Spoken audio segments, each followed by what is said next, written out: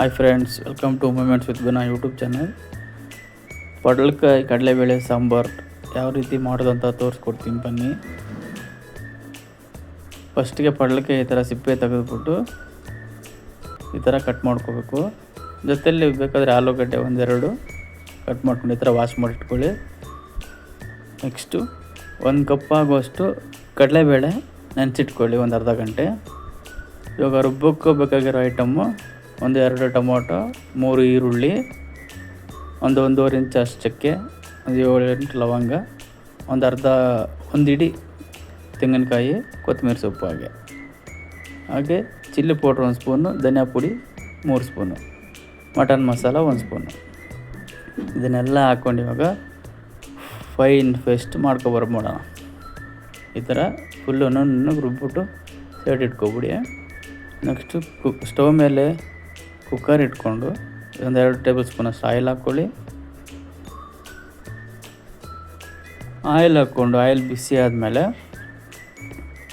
ಒಂದು ಅರ್ಧ ಸ್ಪೂನಷ್ಟು ಸಾಸಿವೆ ಹಾಕ್ಕೊಳ್ಳಿ. ಸಾಸಿವೆ ಹಾಕ್ಕೊಂಡು ಅದನ್ನು ಚೆನ್ನಾಗಿ ಸ್ವಲ್ಪ ಸಿಡಿಯಾಗಿ ಬಿಡೋಣ. ಅದು ಚಿಟಪಟ ಅಂತ ಸಿಡಿಬೇಕು, ಆಗಲೇ ಇಲ್ಲಾಂದರೆ ಕಸರಿ ಬಂದ್ಬಿಡ್ತೈತೆ. ಸಿಡಿದಾದ್ಮೇಲೆ ಇವಾಗ 1-2 ಕಡ್ಡಿ ಕರಿಬೇವಿನ ಸೊಪ್ಪು, 1 ಈರುಳ್ಳಿ ಈ ರೀತಿ ಕಟ್ ಮಾಡಿ ಹಾಕ್ಕೊಳ್ಳಿ. ಕಟ್ ಮಾಡಿ ಹಾಕ್ಕೊಂಡು ಸ್ವಲ್ಪ ಲೈಟಾಗಿ ಫ್ರೈ ಮಾಡ್ಕೊಳ್ಳಿ. 1-2 ನಿಮಿಷ ಈ ರೀತಿ ಫ್ರೈ ಮಾಡ್ಕೊಳ್ಳಿ ಕ್ಲೀನಾಗಿ. ಸ್ವಲ್ಪ ಅದೇ ಈರುಳ್ಳಿ ಸ್ವಲ್ಪ ಫ್ರೈ ಆಗಲಿ. ಈ ರೀತಿ ಫ್ರೈ ಆದಮೇಲೆ ಇದಕ್ಕೆ ನಾವಿವಾಗ 1 ಸ್ಪೂನಷ್ಟು ಶುಂಠಿ ಬೆಳ್ಳುಳ್ಳಿ ಪೇಸ್ಟ್ ಹಾಕೋಣ. 1-1.5 ಸ್ಪೂನ್ ಹಾಕ್ಕೊಳ್ಳಿ ಸಾಕು. ಹಾಕ್ಕೊಂಡು ಇವಾಗ ಜೊತೆಲ್ಲ ಹಂಗೆ ಇದನ್ನು ಫ್ರೈ ಮಾಡ್ಕೋಬೇಕು. ಸ್ವಲ್ಪ ಸ್ಮೆಲ್ ಹೋಗೋವರೆಗೂ ಲೈಟಾಗಿ ಫ್ರೈ ಮಾಡ್ಕೊಳ್ಳಿ ಸಾಕು. ಈ ರೀತಿ ಫ್ರೈ ಮಾಡ್ಕೊತಾ ಇರಿ. 1-2 ನಿಮಿಷ ಫ್ರೈ ಮಾಡ್ಕೊಂಡಿದ್ದಾದಮೇಲೆ ಇವಾಗ ರುಬ್ಬಿಟ್ಕೊಂಡಿದ್ರಲ್ಲ ಆ ಮಸಾಲೆನ ಇದಕ್ಕೆ ಹಾಕ್ಬಿಡೋಣ. ಈ ರೀತಿ ಫೈನ್ ಪೇಸ್ಟ್ ಮಾಡ್ಕೊಬಿಡಿ, ಅವಾಗಲೇ ಚೆನ್ನಾಗಿರುತ್ತೆ. ರುಬ್ಬಿಟ್ಕೊಂಡಿರೋ ಮಸಾಲೆ ಹಾಕ್ಬಿಟ್ಟು ಇವಾಗ 1 ಗ್ಲಾಸಷ್ಟು ನೀರು ಹಾಕ್ಕೊಂಡು ಅದನ್ನು ಚೆನ್ನಾಗಿ ಈ ಥರ ಮಿಕ್ಸ್ ಮಾಡಿ 1-2 ನಿಮಿಷ ಇದೇ ರೀತಿ ಅದು ಎಣ್ಣೆಯಲ್ಲಿ ಇರುತ್ತಲ್ಲ ಫ್ರೈ ಮಾಡ್ತಾಯಿರಿ. ಹಂಗೆ ಜೊತೆಯಲ್ಲೇ ಮಿಕ್ಸ್ ಮಾಡಿಕೊಂಡು 2 ನಿಮಿಷ ಈ ಥರ ಹಂಗೆ ಫ್ರೈ ಮಾಡಿ. ಹಂಗೆ ಸ್ವಲ್ಪ ಅದು ಲೈಟಾಗಿ ಫ್ರೈ ಆದಮೇಲೆ ಸಾಕು. ಒಂದು ಕುದಿ ಬರಬೇಕು. ಕುದಿ ಬರೋವರೆಗೂ ಈ ಥರ ಫ್ರೈ ಮಾಡ್ಕೊಂಡ್ಮೇಲೆ ನೀವು ಫಸ್ಟೇ ನೀವು ನೆನೆಸಿಟ್ಕೊಂಡಿದ್ರಲ್ಲ ಕಡಲೆಬೇಳೆ ಅದನ್ನು ಹಾಕ್ಕೊಬಿಡಿ. ಇವಾಗ ಅದನ್ನು ಹಾಕ್ಕೊಂಡು ಇವಾಗ ನೀವು ಕಟ್ ಮಾಡ್ಕೊಂಡಿದ್ರ ಪಡಲಕಾಯಿ ಮತ್ತು ಆಲೂಗಡ್ಡೆ ಇತ್ತಲ್ಲ, ಆಲೂಗಡ್ಡೆ ಬೇಕಾದರೆ ಹಾಕ್ಕೊಬೋದಿಲ್ಲ, ಅದನ್ನು ಬಿಡ್ಬೋದು ನೀವು. ಚೆನ್ನಾಗಿರುತ್ತೆ ಹಾಕ್ಕೊಂಡ್ರೆ. ಇದಕ್ಕೆ ಹಾಕ್ಕೊಂಡಿದ್ದೀನಿ. ಅದನ್ನು ಹಾಕ್ಕೊಂಡು ಇವಾಗ ಚೆನ್ನಾಗಿ ಈ ಥರ ಮಿಕ್ಸ್ ಮಾಡ್ಕೊಳ್ಳಿ. ಈ ಥರ ಮಿಕ್ಸ್ ಮಾಡ್ಕೊಂಡು ನೀವು ಇವಾಗ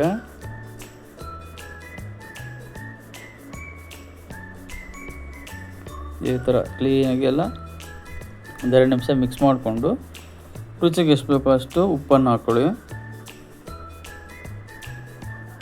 ರುಚಿಗೆ ಎಷ್ಟು ಬೇಕೋ ಅಷ್ಟು ಉಪ್ಪು ಹಾಕ್ಕೊಂಡು ಮಿಕ್ಸ್ ಮಾಡಿ. ಈ ರೀತಿ ಮಿಕ್ಸ್ ಮಾಡ್ಕೊಂಡಿದ್ದಾದಮೇಲೆ ಇವಾಗ ಅಳತೆಗೆ ನೀರು ಹಾಕ್ಕೊಳ್ಳಿ. 1-2 ಗ್ಲಾಸ್ ಹಾಕ್ಕೊತಿದ್ದೀನಿ ನಾನು. 2 ಗ್ಲಾಸ್ ನೀರು ಹಾಕ್ಕೊಂಡು ಇದನ್ನು ಇವಾಗ ಮಿಕ್ಸ್ ಮಾಡಿಕೊಂಡು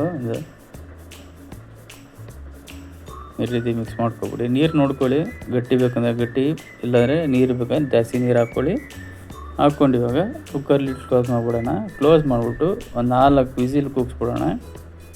4 ವಿಸಿಲ್ ಆದಮೇಲೆ ಅದು ಕುಕ್ಕರ್ ಕೂಲ್ ಆದಮೇಲೆ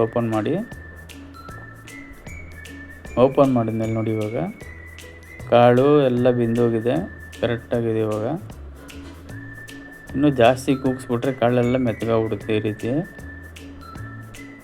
ಜಾಸ್ತಿ ಕೂಗಿಸ್ಬಾರ್ದು. ಒಂದು 4 ವಿಸಿಲ್ ಕೂಗಿಸ್ಕೊಳ್ಳಿ ಸಾಕು. ಈ ರೀತಿ ಕರೆಕ್ಟಾಗಿರುತ್ತೆ.